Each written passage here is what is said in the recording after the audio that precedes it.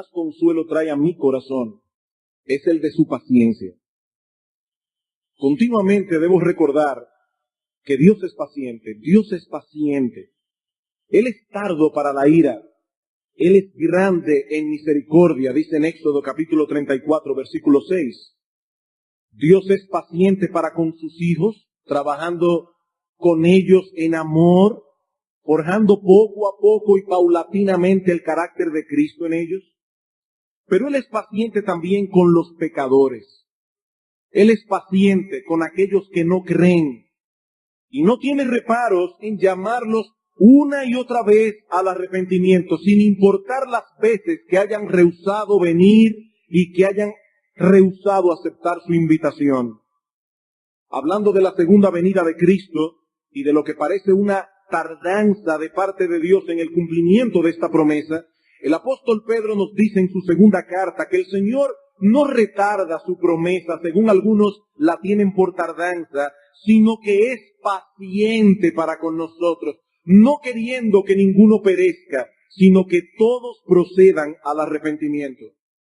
Nuestro Dios es paciente. Él no tiene por qué poner dilación al derramamiento de su ira sobre los pecadores. Él puede hacerlo en este mismo instante, pero Él no se complace en la muerte del impío, dice la Escritura, sino que se deleita en hacer misericordia. Él se deleita en perdonar a pecadores que se arrepienten. Pero esa paciencia de Dios tiene un límite. Esta paciencia de Dios tiene un límite. Hay un día en el que Dios dice, basta ya. Un día en el que el pecador cruza una línea invisible que separa la paciencia de Dios de la ira de Dios. Y cuando eso ocurre ya no hay manera de volver atrás. Toda esperanza se evapora como la niebla y lo que resta es una horrenda expectación de juicio. La historia que vamos a estudiar hoy en nuestra serie consecutiva en el libro de Daniel ilustra esta sobria realidad. El sermón de hoy lo hemos titulado Cuando se agota la paciencia de Dios. Daniel capítulo 5. Libro de Daniel capítulo 5. Los que se han expuesto a esta serie de sermones desde el principio recordarán que este libro de la Biblia se divide en dos grandes secciones. La primera ocupa los capítulos 1 al 6 y es netamente histórica, mientras que la segunda ocupa los 6 capítulos restantes y es prácticamente en su totalidad profética.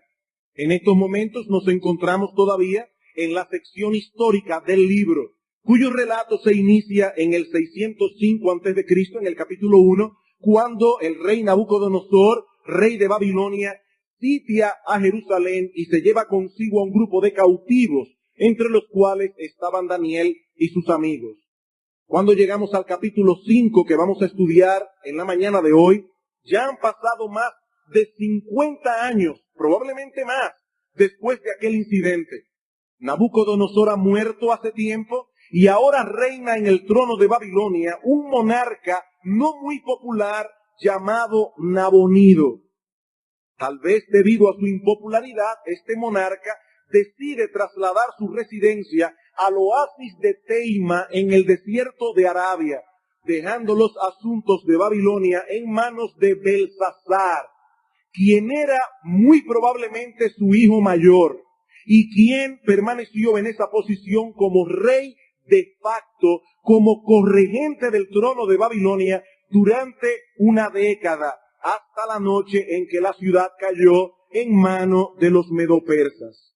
El capítulo 5 de Daniel describe los sucesos de esa noche, que vamos a estudiar en esta mañana bajo 5 encabezados, o si quieren visualizarlo de otro modo, podemos pensar en 5 escenas que conforman nuestra historia y que se inicia con un banquete, con una fiesta del rey Belsasar y concluye con la caída de un imperio. Veamos entonces, en primer lugar, la fiesta de Belsasar.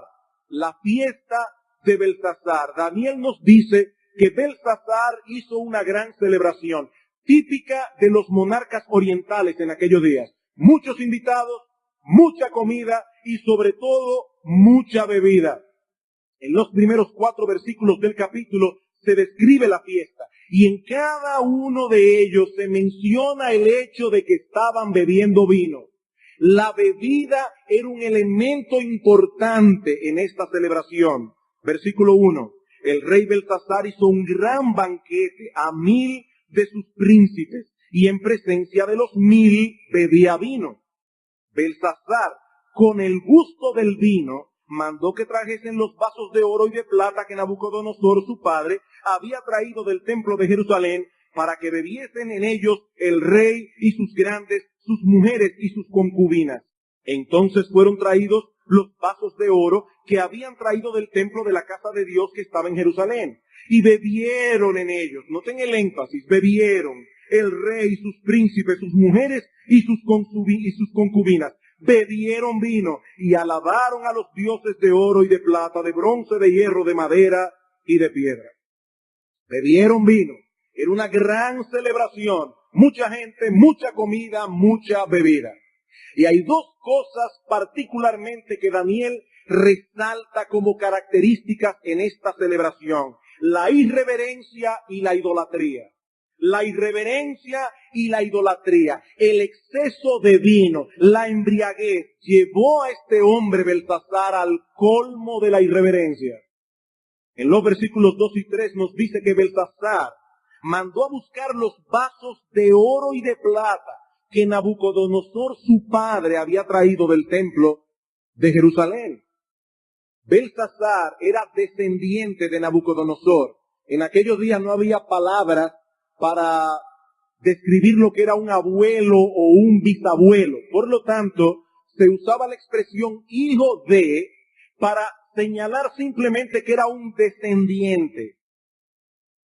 Belsasar era descendiente de Nabucodonosor. Nabucodonosor era su ancestro. Y muy probablemente cuando Dios humilló a Nabucodonosor, Belsasar era un niño que llegó a conocer, que llegó a saber lo que Dios había hecho con Nabucodonosor por causa de su soberbia. Más adelante, Daniel hará referencia a esos sucesos y en el versículo 22, que no lo vamos a leer ahora, le reclama al rey el hecho de que, sabiendo él lo que había sucedido con Nabucodonosor, Belsasar no se había humillado. Como decía hace un momento, Belsasar probablemente era un niño cuando Nabucodonosor fue llevado a vivir como un animal. Pero él sabía del asunto. Él sabía que el gran rey de Babilonia había sido humillado. Él sabía que Dios había enviado esta enfermedad sobre el rey Nabucodonosor hasta que reconoció que el Dios Altísimo debía ser honrado. Pero sabiendo todo eso, Belsasar decide burlarse de Dios y profanar su nombre. Y en medio de su borrachera, en medio de aquel bacanal, manda a buscar los vasos sagrados que se usaban en el templo de Jerusalén, en el culto de adoración a Dios, para usarlos como si fueran vasos comunes. Ahora, debo decir, hermanos, que estos vasos eran vasos comunes.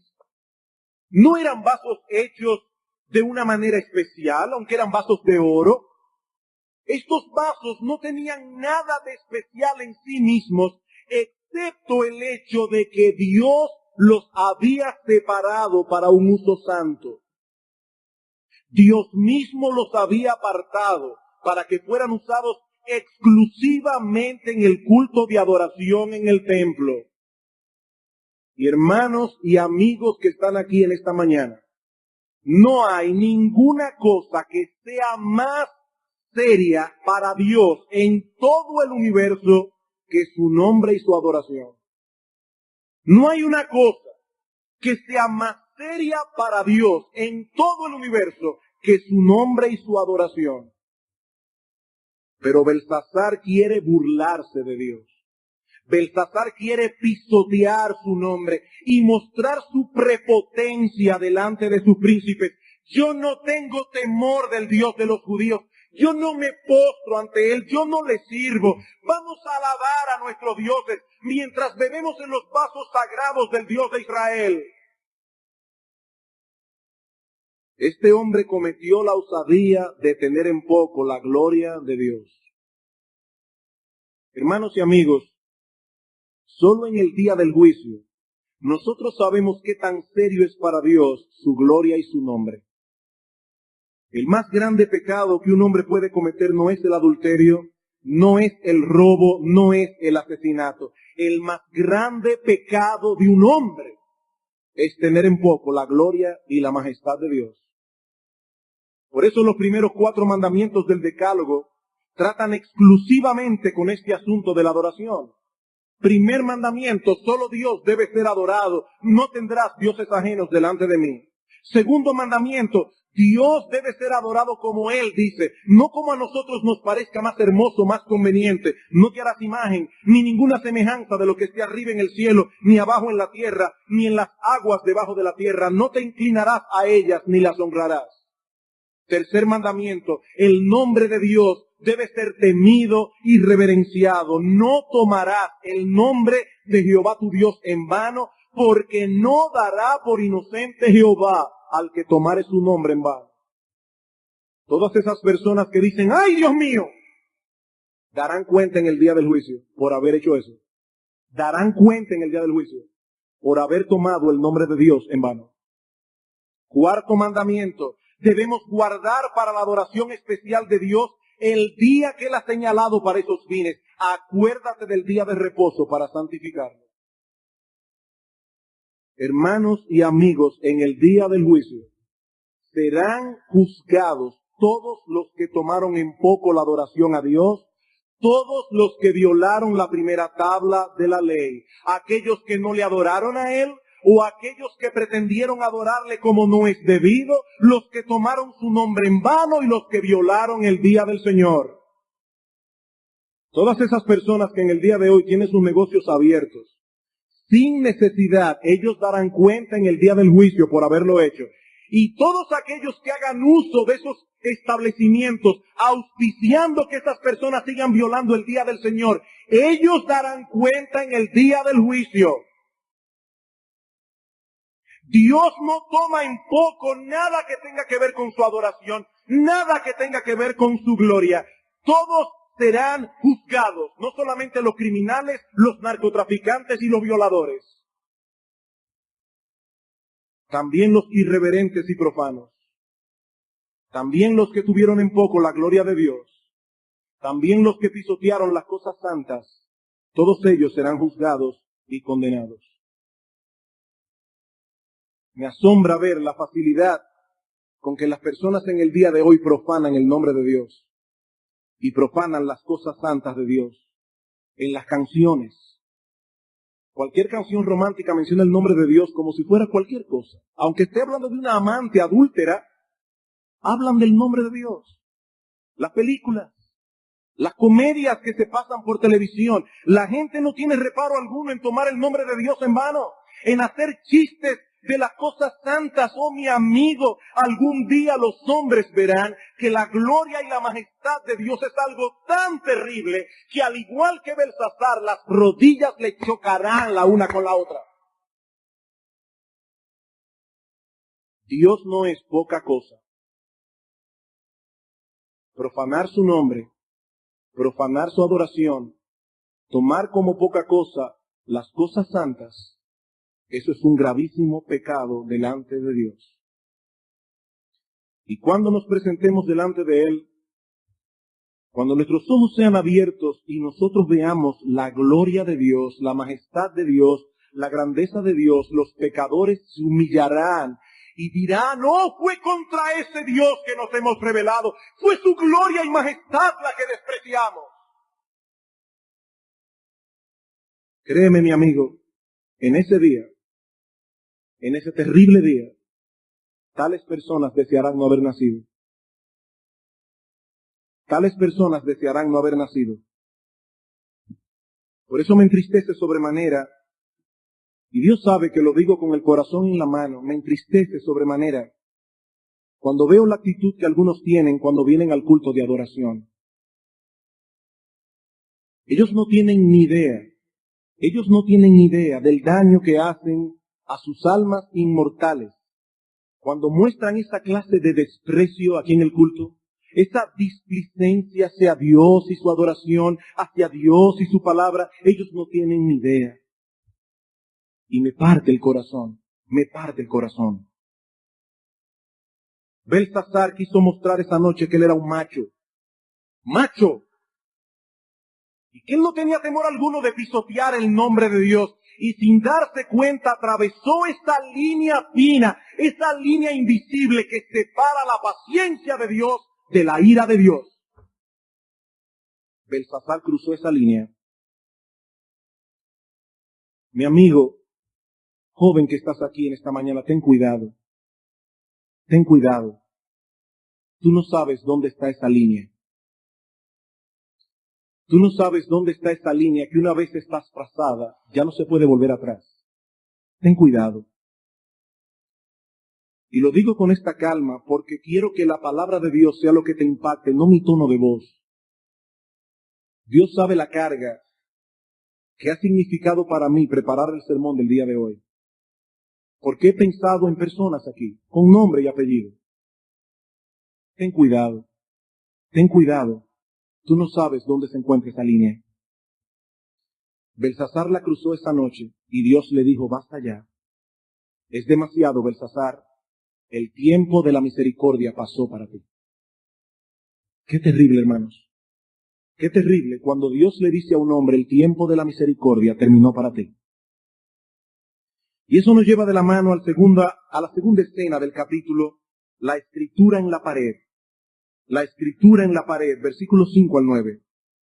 En aquella misma hora aparecieron los dedos de una mano de hombre que escribía delante del candelero sobre lo encalado de la pared del palacio real. Y el rey veía la mano que escribía. Entonces el rey palideció y sus pensamientos lo turbaron. Y se debilitaron sus lomos y sus rodillas daban la una contra la otra. El rey gritó en alta voz que hiciesen venir magos, caldeos y adivinos. Y dijo el rey a los sabios de Babilonia, cualquiera que lea esta escritura y me muestre su interpretación, será vestido de púrpura y un collar de oro llevará en su cuello y será el tercer señor en el reino. Entonces fueron introducidos todos los sabios del rey, pero no pudieron leer la escritura ni mostrar al rey su interpretación. Entonces el rey Belsasar se turbó sobremanera y palideció, y sus príncipes estaban perplejos. Podemos imaginar sin mucha dificultad la escena que Daniel está describiendo aquí. El ruido, la música, la risa, los hombres alzando la voz en su borrachera como si fueran los dueños del mundo, cada uno haciendo alardes de su maldad, cada uno haciendo alarde de su pecado, hablando con el otro que está en el extremo de la mesa. ¡Ey tú! ¿Te acuerdas aquel día cuando nos fuimos aquí y allí? ¿Pueden ustedes imaginarse la escena? Todo el ruido, la música, los chistes indecentes. Y de repente todo queda en silencio. Todo queda en silencio. En un instante, en un segundo, la algarabía de la fiesta se convierte en espanto y todas las miradas del salón convergen en un punto del palacio real, donde ha aparecido unos dedos escribiendo en la pared, justo delante del candelero, para que todos lo vean. Y el texto original no parece dar la idea simplemente de que el dedo estaba escribiendo en la superficie de la pared encalada. Una pared encalada es una pared blanca como si estuviera forrada de cal. Esa es la idea. No, la idea que nos da el texto es que el dedo estaba grabando las palabras en la piedra. Aquello no era un truco de luminotecnia. Para Belsasar y todos los que estaban en la fiesta, era obvio que algo sobrenatural estaba ocurriendo delante de sus ojos. Y hay 4 elementos que debemos resaltar con respecto a esta extraña aparición. En primer lugar, el momento. El momento. Daniel nos dice fue en aquella misma hora. En aquella misma hora. Cuando los vasos del templo fueron traídos. Y estos paganos se disponían a seguir su borrachera bebiendo en ellos. Ahí mismo, apareció de repente esta mano escribiendo en la pared. Ese fue el momento cuando Belsasar cruzó la línea. Ese fue el momento cuando Belsasar cruzó esta línea. Ese fue el instante en que este hombre rebosó la copa de la paciencia de Dios. Un instante que Belsasar recordará con dolor y horror y angustia por los siglos de los siglos. En ese momento, en aquella hora, ¿cómo se pavonean los hombres? ¿Cómo se pavonean los hombres en su incredulidad? Y un día viene Dios en un segundo y te pone a temblar como una hoja de papel. Como una hoja de papel. Otra cosa que resalta a Daniel en el relato es la procedencia de esta mano. Daniel dirá más adelante en el versículo 24 que esta mano fue enviada desde la presencia de Dios. Así como Dios le había advertido a Nabucodonosor lo que habría de ocurrirle por causa de su soberbia, así también Dios le hizo saber a este rey pagano que sería castigado por su pecado. Pero hay una gran diferencia. Dios en su soberanía le dio a Nabucodonosor el tiempo de arrepentirse. A Belsasar no se lo dio. No se lo dio. A Nabucodonosor le dio 12 meses. A Belsasar no le dio ni un día. Porque Él es soberano.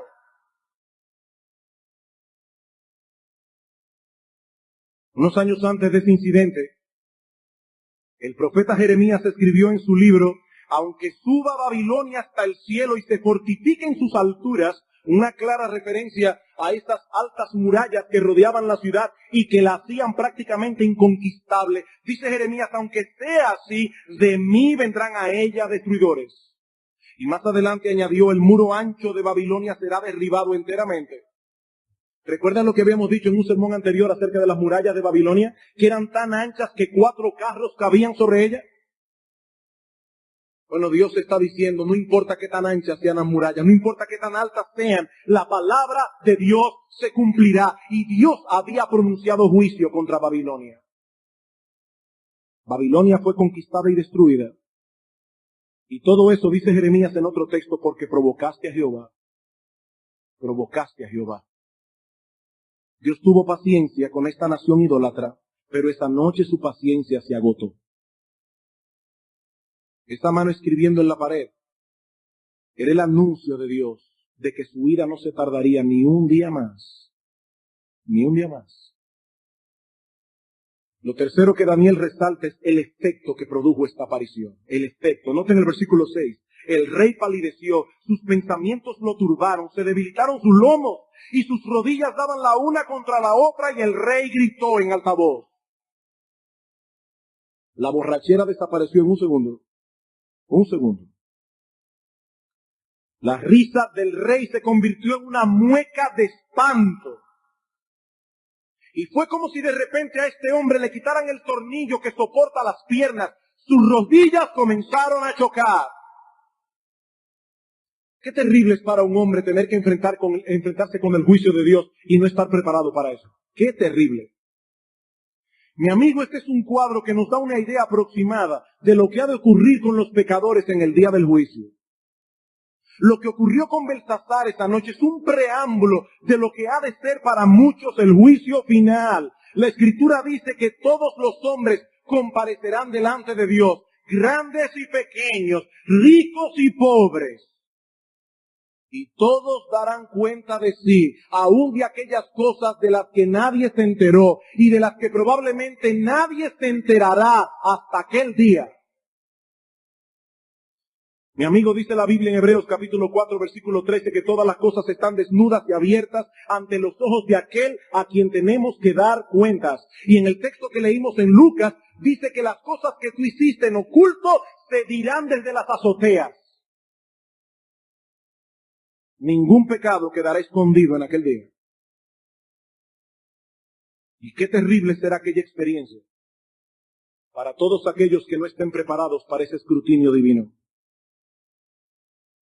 Belsasar experimentó aquella noche un adelanto de ese terror. Un adelanto de ese terror. El último elemento que debemos resaltar de esta extraña aparición es su mensaje misterioso. Su mensaje misterioso. El rey Belsasar decide llamar otra vez magos, adivinos, así como lo había hecho Nabucodonosor en el pasado. Pero una vez más estos hombres muestran su impotencia para revelar el mensaje. Versículo 8. Entonces fueron introducidos todos los sabios, pero no pudieron leer la escritura ni mostrar al rey su interpretación. A pesar de que Belsasar había ofrecido villas y castillas para que les revelara el significado de la escritura en la pared. Es interesante notar cómo una de las cosas que Belsasar ofrece es hacer a esta persona el tercero en el reino. ¿Por qué el tercero? Bueno, porque él era el segundo. Recuerden lo que decíamos, Nabonido era el rey realmente. Belsasar era corregente, él solamente podía ofrecer el tercer puesto. Pero lo que estaba ofreciendo era mucho. Era mucho. En los versículos 10 al 12 tenemos la tercera escena de nuestra historia, la intervención de la reina. La intervención de la reina. La reina, por las palabras del rey y de sus príncipes, entró a la sala del banquete y dijo: Rey, vive para siempre. No te turben tus pensamientos ni palidezca tu rostro. En tu reino hay un hombre en el cual mora el espíritu de los dioses santos, y en los días de tu padre se halló en él luz e inteligencia y sabiduría, como sabiduría de los dioses, al que el rey Nabucodonosor, tu padre, oh rey, constituyó jefe sobre todos los magos, astrólogos, caldeos y adivinos. Por cuanto fue hallado en él mayor espíritu y ciencia y entendimiento para interpretar sueños y descifrar enigmas y resolver dudas. Esto es, en Daniel, al cual el rey puso por nombre Belsasar. Llámese pues ahora Daniel, y él te dará la interpretación. Muchos buenos intérpretes opinan que esta reina era la madre de Belsasar, o tal vez una de las viudas de Nabucodonosor. Pero evidentemente no era la esposa de Belsasar, porque ella estaba en el banquete. Ella es quien da la idea de traer a Daniel, a quien describe como más capaz que todos los sabios de Babilonia, para interpretar sueños, descifrar enigmas y resolver dudas. Es muy probable que ya para ese tiempo Daniel no ocupaba la misma posición de preeminencia que llegó a tener durante el reinado de Nabucodonosor. Y alguien ha sugerido algo interesante aquí, y es que el comentario de la reina en el versículo 11 era una amonestación diplomática a Belsasar por haber relegado a Daniel a una posición sin importancia siendo un hombre tan capaz. Ella le dice en el versículo 11, noten a la mitad, dice, al que el rey Nabucodonosor, tu padre, constituyó jefe sobre todos los magos, astrólogos, caldeos y adivinos. Mira, Belsasar, Nabucodonosor vio tanta capacidad en Daniel que lo hizo jefe de todos los sabios de Babilonia. Pero Belsasar ni siquiera contaba con él. De hecho, más adelante nos dice en el versículo 13 que cuando Daniel es traído a la presencia de Belsasar, el rey le pregunta, ¿eres tú aquel Daniel que los hijos de la cautividad de Judá que mi padre trajo de Judea? Belsasar ni sabía quién era Daniel. Él había oído hablar de Daniel. Él conocía su fama como un hombre sabio y entendido, pero hasta ese momento nunca había procurado conocerle, teniendo la posibilidad de interactuar y beneficiarse de uno de los hombres más extraordinarios de la historia bíblica, de uno de los más grandes héroes de la fe. Nunca se había molestado siquiera en tener contacto con él. Qué interesante. Queridos hermanos, los hombres más valiosos de este mundo no son precisamente los más famosos. Los hombres más valiosos de este mundo no son precisamente los más famosos. Daniel pertenece a este grupo del cual se dice en Hebreos capítulo 11, versículo 38, de los cuales el mundo no era digno. No era digno. Pero Belsasar no podía apreciar esa clase de grandeza y muchos no pueden apreciarla en el día de hoy. Hermanos, ¿quiénes son los héroes de nuestra generación? ¿Quiénes son los héroes de nuestra generación? ¿Los hombres y mujeres de integridad? ¿Aquellos que viven por principio? y que están dispuestos a seguir la voz de su conciencia, aunque eso signifique perder popularidad o perder el empleo, persecución, burlas. ¿Es la sabiduría lo que se exalta hoy? ¿O la prudencia? ¿O la castidad? ¿O la pureza? Hermanos, ¿quiénes son los héroes de nuestra generación? Muchos de los héroes de nuestra generación son hombres y mujeres sin escrúpulos que están dispuestos a venderle el alma al diablo y corromper a quien sea con tal de obtener fama y popularidad. Hermanos, estamos viviendo en un mundo de valores invertidos, donde se da valor lo que no vale y donde se desprecia lo que en verdad tiene valor. Pero algún día el mundo se pondrá al derecho. ¿Y saben quiénes serán honrados y exaltados? Aquellos hombres y mujeres que decidieron de corazón darle honra a Dios. En aquel día se cumplirán las palabras escritas por Daniel en el capítulo 12, versículo 3. Dice que los entendidos resplandecerán como el resplandor del firmamento, y los que enseñan la justicia a la multitud como las estrellas a perpetua eternidad. ¿Quiénes serán las estrellas en aquel día?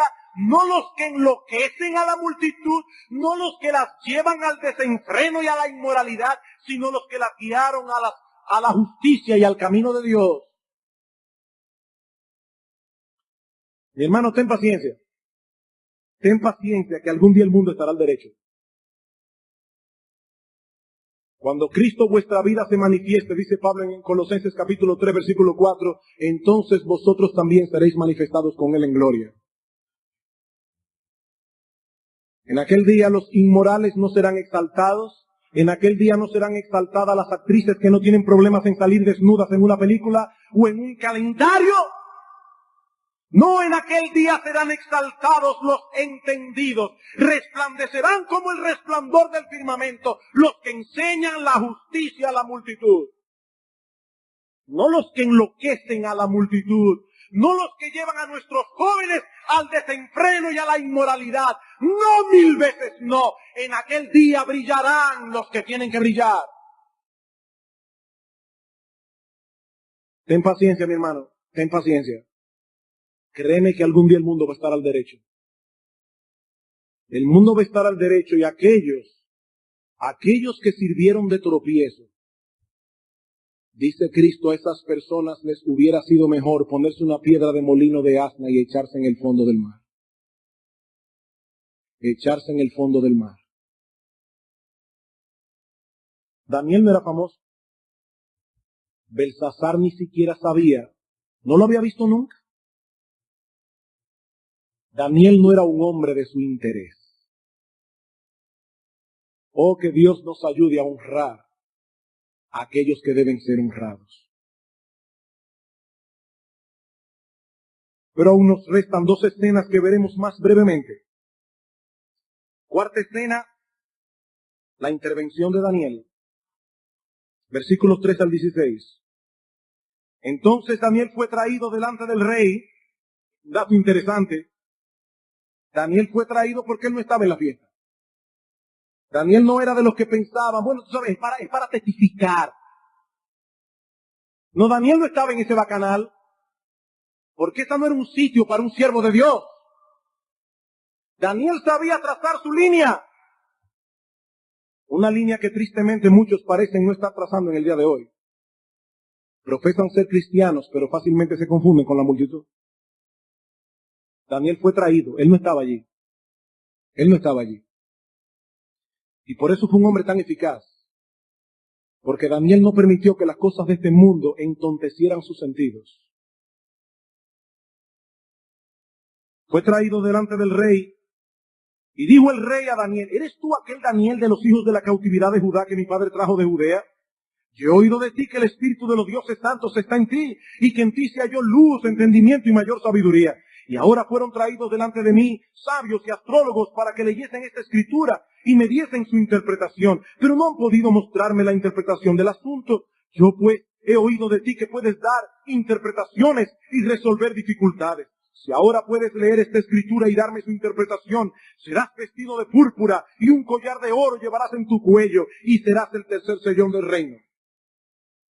Daniel, he oído grandes cosas de ti y estos sabios aquí no han podido mostrarme el asunto. Todos estos dones te daré si satisfaces mi demanda. Pero Daniel era un hombre de integridad. Daniel era un hombre de Dios. Daniel no era un mercenario que se movía por dinero.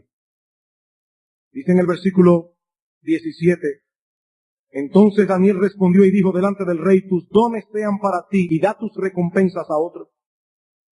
Leeré la escritura al rey y le daré la interpretación.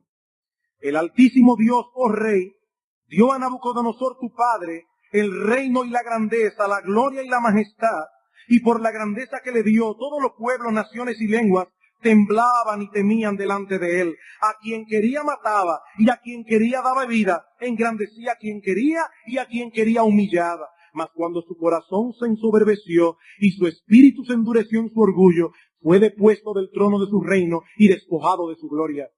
Y fue echado de entre los hijos de los hombres, y su mente se hizo semejante a la de las bestias, y con los asnos monteses fue su morada.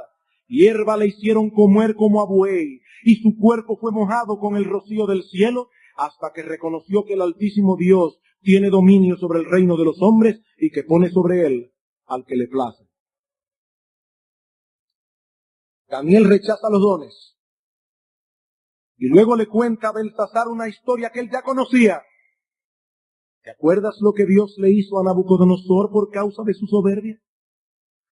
El punto focal de su relato era el hecho de que Belsasar sabía todo eso y aún así tuvo la osadía de tener en poco la gloria de Dios.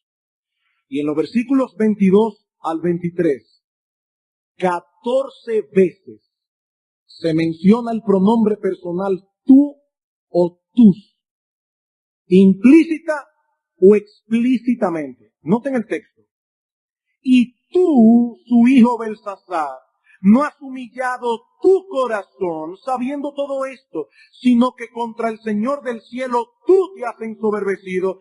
Tú hiciste traer delante de ti los vasos de su casa, y tú y tus grandes, tus mujeres y tus concubinas, bebisteis vinos en ellos. Además de esto, tú diste alabanza a dioses de plata y oro, de bronce, de hierro y de madera, y de piedra que ni ven, ni oyen, ni saben. Y al Dios en cuya mano está tu vida, y cuyos son todos tus caminos, nunca honraste. Si de algo yo estoy seguro, es que a Belsasar nunca nadie le había hablado así. Daniel era un hombre de Dios. Y enfatizo las dos cosas. Era un hombre de Dios. Daniel solamente le temía una cosa. A Dios. A Dios. Y le dice Belsasar, el conocimiento que tú tenías del proceder de Dios para con Nabucodonosor agrava la magnitud de tu maldad. Dice la Escritura que al que mucho se le ha dado, mucho se le demandará. Mucho se le demandará. Es terrible pecar en ignorancia, pero es mucho más terrible pecar con conocimiento. Y Belsasar había pisoteado el nombre de Dios a pesar de que él sabía lo que Dios puede hacer con un hombre soberbio y orgulloso. Yo pienso en aquellos que visitan regularmente nuestra iglesia, que domingo tras domingo se exponen a la palabra de Dios, que han escuchado el Evangelio en incontables ocasiones, y aún así permanecen impenitentes en la dureza de su corazón. Mi amigo, el castigo más severo del infierno está destinado para aquellos que han sido partícipes del poder del Evangelio y han menospreciado ese privilegio. Por eso Cristo en Mateo capítulo 11 dice, ¡ay de ti, Corazín! ¡Ay de ti, Betsaida! Porque si en Tiro y en Sidón se hubiesen hecho los milagros que se hicieron en ti, tiempo ha que se habrían arrepentido en silicio y en ceniza. Por tanto, en aquel día, el castigo de ellos será más suave que el castigo que recibirán ustedes. Y miren, hermanos, Tiro y Sidón era famosa por su idolatría. Famosa por su idolatría. Cristo está diciendo, escuchar el Evangelio, conocer el Evangelio y rechazar el Evangelio es peor que ser un idólatra. Pero luego dice, ay de ti, Capernaum, que hasta el cielo fuiste exaltada, hasta el Hades serás abatida, porque si en Sodoma y Gomorra si hubiesen hecho los milagros que se hicieron en ti, hace tiempo que se habrían arrepentido. Por tanto, en el día del juicio, el castigo para los homosexuales será más suave que el castigo de aquellos que conociendo el Evangelio lo despreciaron. ¿Qué fue lo que hizo famoso a Sodoma? La cantidad de homosexuales que había. Y dice Cristo, en aquel día, el castigo de Sodoma será más suave. El castigo de Sodoma será más suave. Mi amigo, escuche una vez más las palabras del versículo 23. Al final, le dice, Belsasar, tú diste alabanza a dioses de plata y oro, de bronce, de hierro, de madera y de piedra, que ni ven, ni oyen, ni saben. Y al Dios en cuya mano está tu vida, y cuyos son todos tus caminos, nunca honraste. ¿Qué insensatez había cometido este hombre? ¿Qué insensatez? Había deshonrado a aquel que tenía su vida en sus manos. Aquel que tiene control de todos los caminos del hombre. ¿Saben una cosa, mi amigo? Esa es la esencia del orgullo. La determinación de no darle a Dios la gloria que merece. Tal vez pueda haber un hombre que en su forma de comportarse parezca muy humilde. Sus vecinos lo tienen por un hombre decente. Si ese hombre no se postra ante Dios y no reconoce su total dependencia de Dios, es un soberbio, es un orgulloso. Y el orgullo es como un imán que atrae la ira de Dios.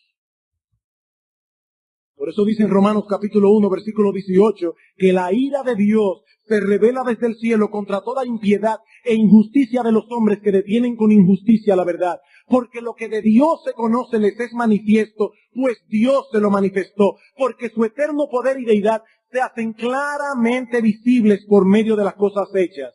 De modo que los hombres no tienen excusa, pues habiendo conocido a Dios, no le glorificaron como a Dios, ni le dieron gracias. He ahí su pecado.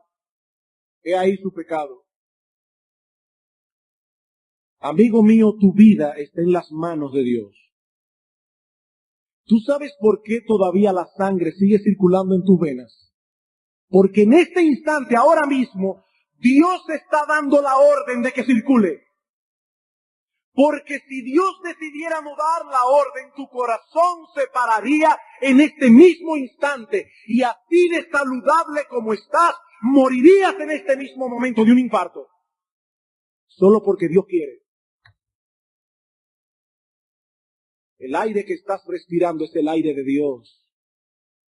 ¿Tú sabes, mi amigo, por qué tú piensas? Porque Dios mantiene tu neurona funcionando. Porque Dios puede determinar en este mismo instante volverte loco, como hizo con Nabucodonosor. Y Dios puede hacerlo. Dios puede hacerlo. Él es soberano. Y tú sabes muy bien que tú has hecho suficientes cosas como para provocarlo.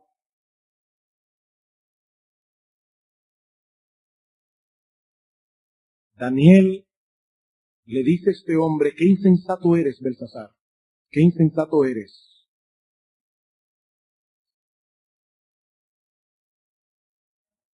Mi amigo, yo le ruego a Dios que por encima de la debilidad de mis palabras en esta mañana, tú puedas entender lo grave que es para un hombre cruzar esa línea de la paciencia de Dios. Dios había mantenido vivo a Belsasar. Y Daniel estaba allí en el trono, cerca de él. Hubiera podido ser un instrumento usado por Dios para traer a Belsasar al arrepentimiento. Pero Belsasar despreció sus privilegios. Belsasar cruzó la línea. Yo tengo tanto temor. Yo tengo tanto temor porque algunos aquí crucen esa línea. Nota cómo Dios trata con Belsasar, versículo 24. Y eso nos lleva aquí a la escritura propiamente dicha. Entonces de su presencia fue enviada la mano que trazó esta escritura, y la escritura que trazó es Mene, Mene, Tekel, Uparsin.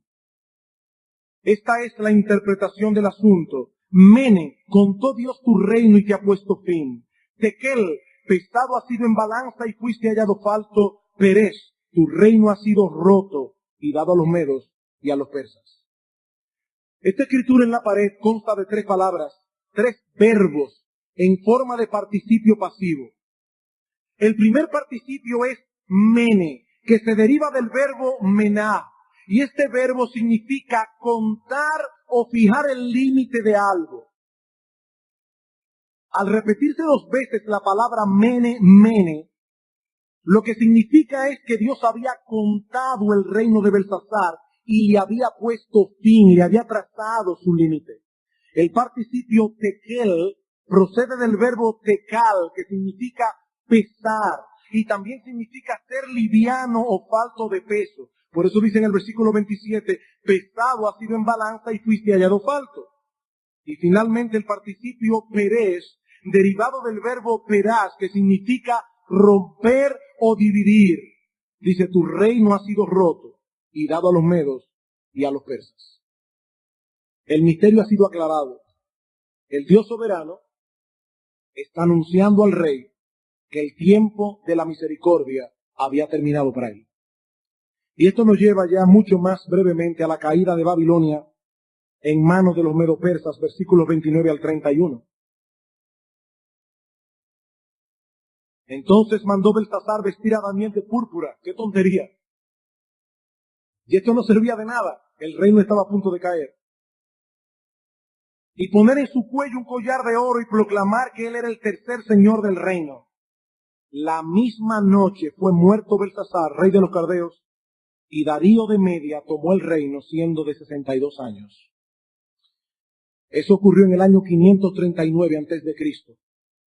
El gran imperio babilónico fue destruido para no volverse a levantar jamás. Tal como los profetas habían anunciado desde hacía más de 100 años, y como el mismo Nabucodonosor vio en aquella visión de la imagen que estudiamos en el capítulo 2, la gran cabeza de oro fue reemplazada por los pechos y el brazo y los brazos de plata que representan al imperio de los medos y los persas.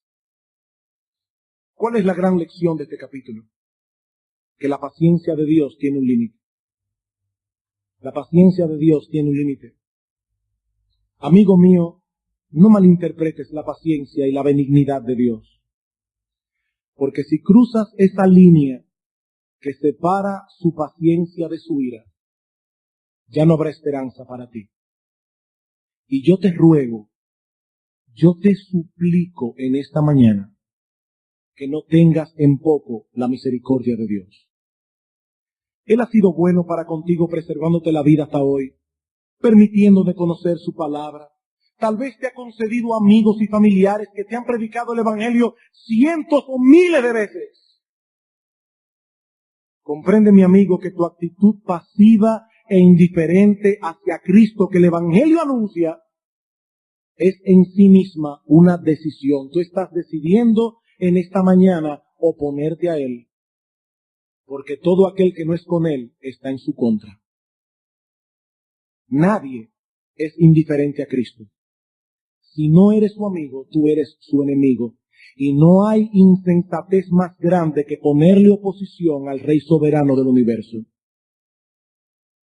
Amigo mío, yo te ruego, yo te suplico, por amor a tu alma inmortal, que no desprecies la invitación del Evangelio, porque tú no sabes dónde está esa línea que separa la paciencia de la ira de Dios. Esa línea es invisible. Solo basta un pecado más para cruzarla. Mi amigo, yo te ruego en esta mañana, te lo suplico, por amor a tu alma inmortal, no tengas en poco la invitación del Evangelio. No sea que sea hoy el día que tú cruces esa línea y ya no quede esperanza alguna para ti. Vamos a orar. Padre bueno que estás en los cielos, Soberano Señor, ¿cómo podemos nosotros hacer entender al pecador el peligro en que está?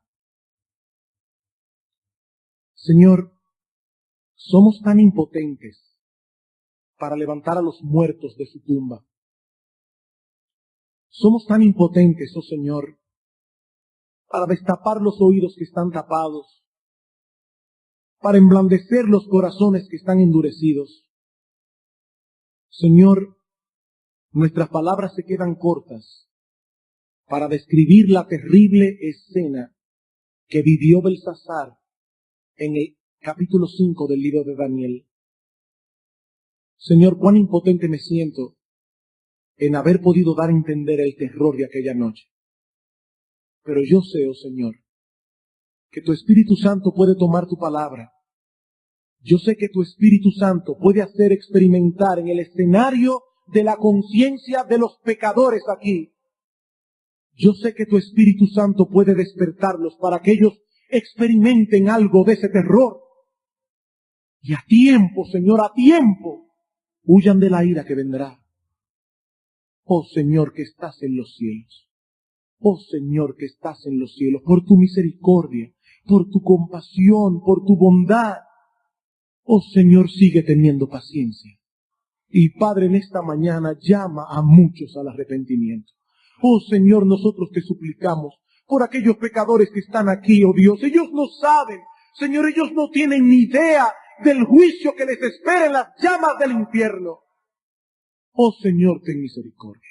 Oh Señor, ten misericordia. Oh Padre bueno que estás en los cielos, aplica con poder tu palabra en los corazones necesitados en esta mañana. Señor, Señor, usa tu palabra, te lo pedimos, en el precioso nombre de Cristo. Amén.